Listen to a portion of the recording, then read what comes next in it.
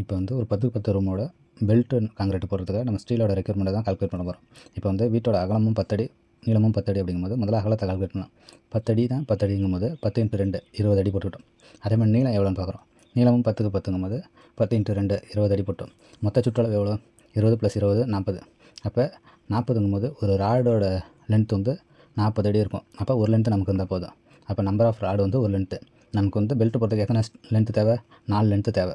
அப்போ 4ஆல் பெருக்கிக்கிட்டோம்னா மொத்தம் 4 லென்த் இருந்ததுன்னா ஸ்டீலுக்கு மெயின் ராடு நமக்கு கிடச்சிடும். ஓகேங்களா? அடுத்து நம்ம ரிங்ஸை கால்குலேட் பண்ணணும். ரிங்ஸை கால்குலேட் பண்ணால் முதல்ல நம்ம செவரோட ஹைட்டு எவ்வளோ கொடுக்குறோம், அதோட வித்து எவ்வளோ இருக்குது அப்படிங்கிறது நமக்கு தெரிஞ்சிருக்கணும். எத்தனை இன்ச்சுக்கு ஒரு ரிங்ஸ் வைக்கிறோங்கிறது நமக்கு தெரிஞ்சிருக்கணும். இப்போ நம்ம 8 இன்ச்சுக்கு ஒரு ரிங்ஸ் வைக்கிறோம். அந்த காங்கிரீட்டோட ஹைட் எவ்வளோன்னா 6 இன்ச்சு இருக்கணும். சரிங்களா? அப்போ நம்மளோட வித்து எவ்வளோ, செங்கலோடது எவ்வளோன்னா 9 இன்ச்சு வச்சுருக்கோம். ஓகேங்களா? அப்போ நம்ம வந்து அந்த 9 இன்ச்சுனா கரெக்டாக 9 இன்ச்சு கொடுத்தோம்னா ஸ்டீல் வந்து வெளியில் வந்துடும். அதனால் ஒரு அடி குறைச்சிக்கிறோம். அப்போ 7 அடி கொடுத்துக்கிறோம். அதே மாதிரி ஹைட் 6 அடி சொன்னாங்களா? அப்போ ஒரு அடி குறைச்சிட்டோம்னா 4. அதுக்கப்புறம் ரிங்ஸ் வந்து கரெக்டாக கார்னரில் நம்ம இதே மாதிரி எக்ஸ்ட்ரா பீஸ் விட்ருப்போம். அது வந்து ஒரு அடின்னு கால்குலேட் பண்ணிவிட்டா, ஒரு இன்ச்சுன்னு கால்குலேட் பண்ணிட்டா மொத்தம் 24 இன்ச்சு வரும். ஓகேங்களா? 24 இன்ச்சை அடியில் கன்வெர்ட் பண்ணோன்னா ஒரு அடிங்கிறது 12 இன்ச்சு. அப்போ 24ங்கிறது 2 அடி வரும். ஓகேங்களா? இது இருக்கட்டும். மொத்தம் நமக்கு வந்து எவ்வளோ லென்த் வருது? 40 அடி வருது. அதை இன்ச்சில் கன்வெர்ட் பண்ணணும். இன்ச்சில் கன்வெர்ட் பண்ணுறோம் அப்படின்னா 480 வரும்.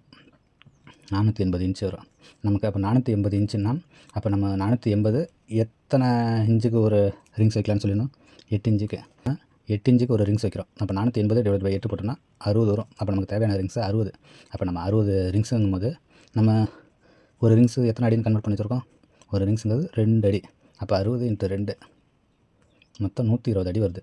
ஓகேங்களா? அப்போ 120 அடிங்கும்போது நம்ம ஒரு லென்த்து, ஒரு பாரோட லென்த் எவ்வளோ சொன்னோம்? 40 அடி. 40 டிவைட் பண்ணோம்னா 3 லென்த் வரும். அதாவது இந்த ரிங்ஸுங்கிறது நம்ம 8 mm ஸ்டீலில் தான் போடும். அப்போ நமக்கு தேவையானது 10 mm ஸ்டீல் வந்து 4 லென்த்து, 8 mm ஸ்டீல் வந்து 3 லென்த் இருந்ததுன்னா ஒரு 10க்கு 10 ரூமுக்கு பெல்ட் போடலாம்.